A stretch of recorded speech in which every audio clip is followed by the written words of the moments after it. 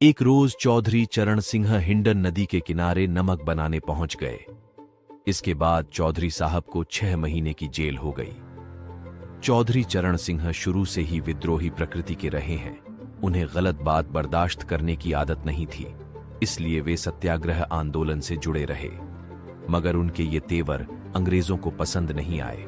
कई बार जेल जाने के बावजूद भी उन्होंने हार नहीं मानी और 9 अगस्त 1942 को गुप्त क्रांतिकारी संगठन तैयार किया और तंग आकर ब्रिटिश सरकार ने उन्हें देखते ही गोली मारने का आदेश दे दिया था।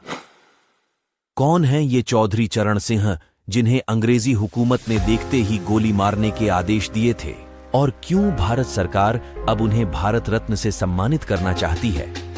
आइए जानेंगे आज की इस वीडियो में। के लोगों, तुम्हारे गांवों में भी लोग हैं जिनके यहाँ 2 वक्त खाना नहीं बनता है।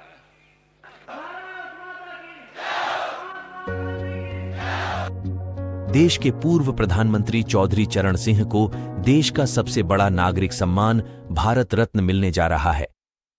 केंद्र सरकार ने जब उन्हें भारत रत्न देने की घोषणा की तो उनके चाहने वालों के चेहरे खुशी से खिल उठे। पूर्व प्रधानमंत्री चौधरी चरण सिंह को काफी समय से भारत रत्न देने की मांग उठ रही थी। किसानों के मसीहा चौधरी चरण सिंह का जन्म उत्तर प्रदेश के मेरठ जिले के नूरपुर गांव में 23 दिसंबर 1902 को हुआ था। 1937 में चुनाव हुए तो बागपत से चौधरी चरण सिंह विधानसभा के लिए चुने गए। विधानसभा में किसानों की फसल से संबंधित एक बिल पेश किया। ये उस वक्त का क्रांतिकारी बिल था जब ब्रिटिश सरकार ने भारतीय किसानों को ही सबसे ज्यादा चोट पहुंचाई थी।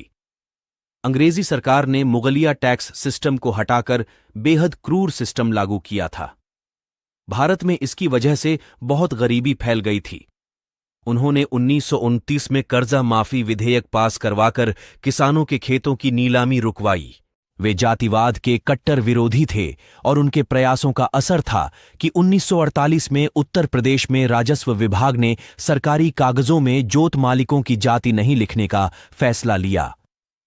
उन्होंने गोविंद बल्लभ पंत को पत्र लिखकर 1948 में मांग की थी कि अगर शैक्षिक संस्थाओं के नाम से जातिसूचक शब्द नहीं हटाए जाते तो उनका अनुदान बंद कर दिया जाए। सरकारी अनुदान लेने वाली शिक्षा और सामाजिक संस्थाओं को अपने नामों के आगे से जातिसूचक शब्द हटाने पड़े।